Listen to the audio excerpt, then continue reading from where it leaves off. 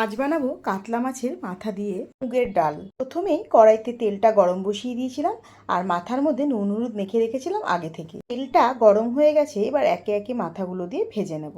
ডালটার জন্য একটা মশলা রেডি করার জন্য দিয়ে দিলাম আদা, কাঁচা লঙ্কা আর 1 চামচ গোটা জিরে।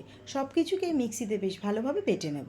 এই ডালটাতে আজ কোনো রকম পেঁয়াজ রসুন ব্যবহার করব না। মাছের মাথাগুলো বেশ ভালোভাবেই ভাজা হয়ে গেছে। এবার কড়াইয়ের ওই তেলের মধ্যেই ফোড়নে দিয়ে দিলাম তেজপাতা, কাঁচা লঙ্কা, গোটা গরম মশলা আর গোটা সাদা জিরে। আর দিয়ে দিলাম বেশ খানিকটা কাজু বাদাম আর কিশমিশ আর বেটে নেওয়া মশলাটা। একটু নাড়াচাড়া করে এর মধ্যে দিয়ে দেবো সামান্য পরিমাণে জল, যাতে গুঁড়ো মশলাগুলো পর পুড়ে না যায়। গুঁড়ো মশলার মধ্যে ব্যবহার করলাম 1/2 চামচ হলুদ গুঁড়ো, 1 চামচ ধনে গুঁড়ো, 1/2 চামচ কাশ্মীরি লাল লঙ্কার গুঁড়ো আর সামান্য পরিমাণে গরম মশলার গুঁড়ো। আর দিয়ে দিলাম কাঁচা মুগ ডাল, সাথে দিয়ে দিলাম একটা টমেটো বাটা। এবারে মুগ ডাল আর সব মশলাগুলোকে তেলের মধ্যে একসাথে ভেজে নেব। এখানে ডালটাকে আমি আগে থেকে ভেজে নিয়ে নিই। মশলার সাথে আর তেলের সাথে ডালটাকে এইভাবে কষালে আর ভেজে নিলে আমার কাছে মনে হয় ডালটা অনেক বেশি ভালো লাগে খেতে।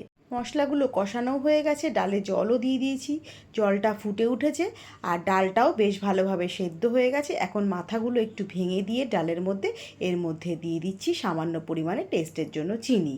আবারও নাড়াচাড়া করে নিয়ে 2-1 মিনিট রান্না করে গ্যাসের ফ্লেমটা বন্ধ করে দিয়ে এর মধ্যে দিয়ে দেবো 1 চামচ মতো ঘি আর সামান্য পরিমাণ আবারও দিয়ে দিলাম গরম মশলার গুঁড়ো।